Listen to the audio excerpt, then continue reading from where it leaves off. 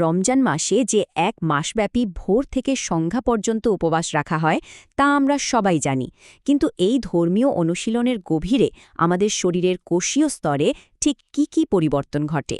আজকের এই বিশ্লেষণে আমরা সেই জটিল শারীরবৃত্তীয় প্রক্রিয়াগুলোকেই সহজভাবে তুলে ধরব। তাহলে মূল প্রশ্নটা হল, এক মাস ধরে চলা এই নির্দিষ্ট খাদ্যাভ্যাস কিভাবে আমাদের শরীরের ভেতরের যন্ত্রগুলোকে মানে সেলুলার সিস্টেমকে নতুন করে সাজিয়ে তোলে। চলুন এই বৈজ্ঞানিক অনুসন্ধানের গভীরে যাওয়া যাক। আমরা দেখব কিভাবে এই পরিবর্তনগুলো একটা চেইন রিঅ্যাকশনের মতো কাজ করে, কোষের ভেতরকার পরিচ্ছন্নতা থেকে শুরু করে আমাদের সামগ্রিক বিপাকীয় স্বাস্থ্যের উপর পর্যন্ত এর প্রভাব পড়ে।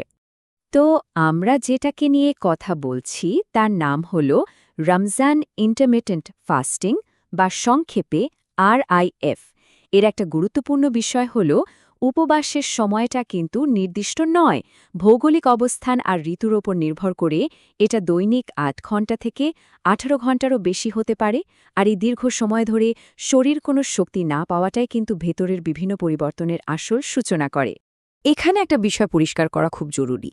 RIF-কে কিন্তু অল্টারনেট ডে ফাস্টিং বা ADF-এর মতো অন্য মডেলগুলোর সাথে মেলানো যাবে না। কেন? কারণ ADF-এ সাধারণত পানির অনুমতি থাকে, কিন্তু RIF-এ পানি থেকেও সম্পূর্ণ বিরত থাকতে হয়।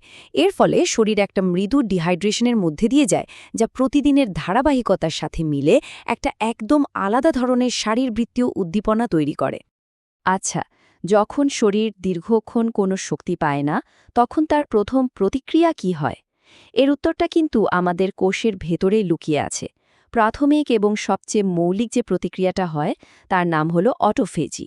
সহজ কথায় এটা হলো কোষের নিজস্ব একটা পরিষ্কার পরিচ্ছন্নতার প্রক্রিয়া। ব্যাপারটাকে এভাবে ভাবা যেতে পারে যেন আমাদের প্রত্যেকটা কোষের ভেতরে একটা অত্যন্ত দক্ষ রিসাইক্লিং সিস্টেম কাজ করছে। অটোফেজি ঠিক সেটাই। এটা একটা জরুরি কোয়ালিটি কন্ট্রোল ব্যবস্থা। কোষের ভেতরে যত ক্ষতিগ্রস্ত অংশ, ভুলভাবে তৈরি হওয়া প্রোটিন বা অন্য আবর্জনা জমে, সেগুলোকে খুঁজে বের করে ভেঙে ফেলে এবং রিসাইকেল করে। এতে কোষ সজীব আর কর্মক্ষম থাকে। তাহলে এই প্রক্রিয়াটা চালু হয় কিভাবে? পুরো ব্যাপারটা বেশ সরল। প্রথমে শক্তির অভাব একটা সিগন্যাল পাঠায়।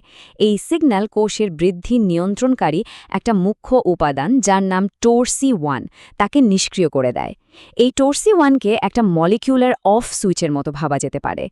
যখনই এই সুইচটা অফ হয়ে যায়, তখনই অটোফেজি প্রক্রিয়া শুরু হওয়ার জন্য সবুজ সংকেত পায় এবং কোষ তার নিজেকে সারিয়ে তোলার কাজটা পুরোদমে শুরু করে দেয়। বেশ, অটোফেজির মাধ্যমে কোষীয় স্তরে কি ঘটে তা তো আমরা দেখলাম, কিন্তু এটা তো সবে শুরু।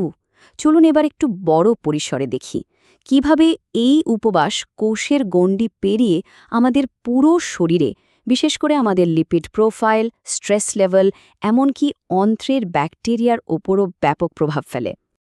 RIF-এর সবচেয়ে বেশি গবেষণা হওয়া ফলাফলগুলোর মধ্যে একটা হল কার্ডিও মেটাবলিক বায়োমার্কারের উপর এর প্রভাব। আরও সহজ করে বললে, এর ফলে আমাদের রক্তে ফ্যাটের পরিমাণে কী ধরনের পরিবর্তন আসে সেটাই আমরা এখন দেখব।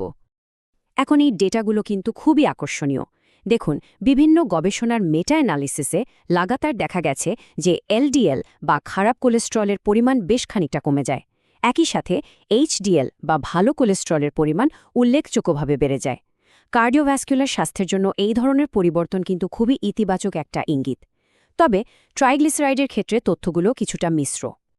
কিন্তু গল্পটা শুধু লিপিদেই শেষ নয়। RIF আমাদের শরীরের কোষীয় স্ট্রেসের পরিবেশকেও প্রভাবিত করে, আর এটার সাথেও আমাদের হৃদযন্ত্রের স্বাস্থ্যের সরাসরি যোগসূত্র রয়েছে। গবেষকদের জন্য এই তথ্যগুলো বিশেষভাবে গুরুত্বপূর্ণ। আমরা দেখতে পাচ্ছি যে IL-6-এর মতো প্রদাহ সৃষ্টিকারী উপাদানগুলোর মাত্রা কমছে, আবার অ্যান্টিঅক্সিডেন্ট জিনগুলোর কার্যকলাপ বেড়ে যাচ্ছে।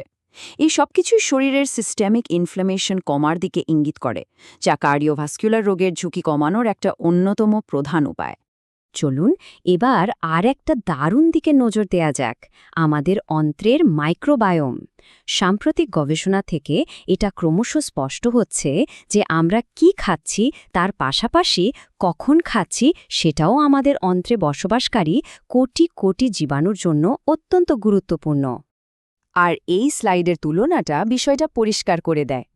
একদিকে আছে RIF এর মতো চক্রাকার উপবাস, যা আমাদের অন্ত্রের জীবাণুদের স্বাভাবিক দৈনন্দিন ছন্দকে ফিরিয়ে আনতে সাহায্য করে। আর অন্যদিকে রয়েছে পশ্চিমা খাদ্যাভ্যাস, যেখানে ক্রমাগত খাওয়ার ফলে এই ছন্দ নষ্ট হয়ে যায়।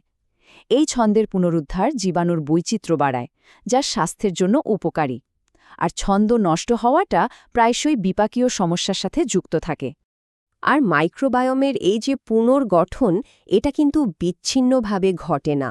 এর সাথে সাথে আমাদের জিন এক্সপ্রেশনেও বেশ কিছু গুরুত্বপূর্ণ পরিবর্তন আসে।